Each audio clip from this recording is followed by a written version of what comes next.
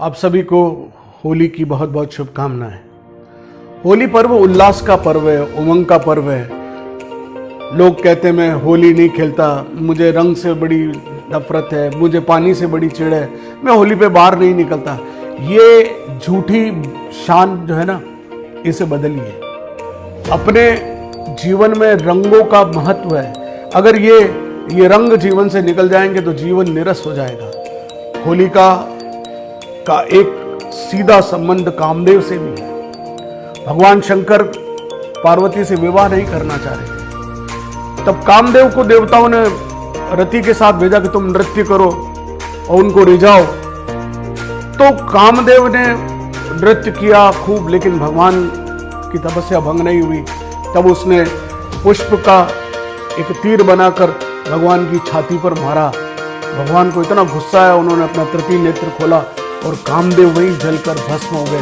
जिस दिन कामदेव जलकर भस्म हुए वो भी होली का दिन था। इसलिए जो स्त्री अंदर बैठती है वो होलिका तो है ही, लेकिन मूल रूप से वो रति है। जब काम भस्म हो रहा है तो रति उसके साथ भस्म होने को तैयार हुई।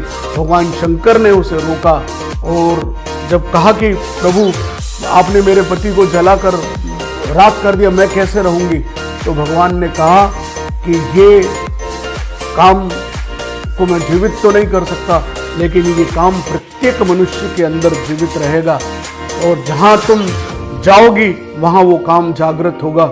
इसलिए रति और काम का सीधा संबंध भी मनुष्य के जीवन से इस होली से जुड़ा हुआ है। इसलिए हम अपने संदर्भों को खोजते नहीं हैं, टटोलते नहीं हैं। होलिका दहन के अंदर होलिका को अंदर भेजने के पीछे जो ईश्वर का भजन नहीं करता, जो नारायण का नाम नहीं लेता, जो विष्णु का नाम नहीं लेता, यानी जो हरि और हर दोनों का नाम नहीं लेता, वह निश्चित रूप से जल जाता है। जो हरि और हर का नाम लेता है वो अग्नि, जीवन रूपी अग्नि में प्रवेश करने के बाद भी वो बच निकलता है इन संकटों से और इस संसार से पार हो जाता है। होली के ये गूढ़ रहस्य जिनको समझने की आवश्यकता है।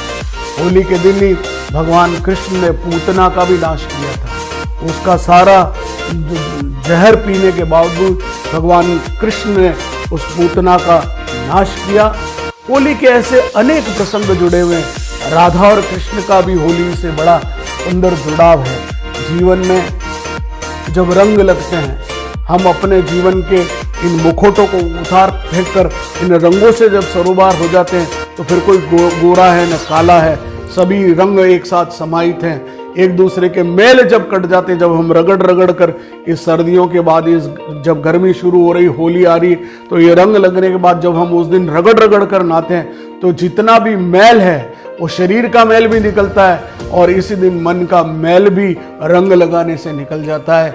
होली के इन अद्भुत रहस्यों को हमने जीवन में औपचारिकताओं में निपटा लिया।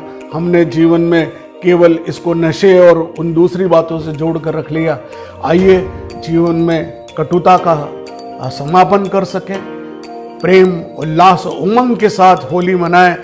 2-4 दिन तक रंग न छूटे कोई बात नहीं, कोई रंग जीवन का ऐसा पक्का नहीं होता जो आपसे चिपका रह सके।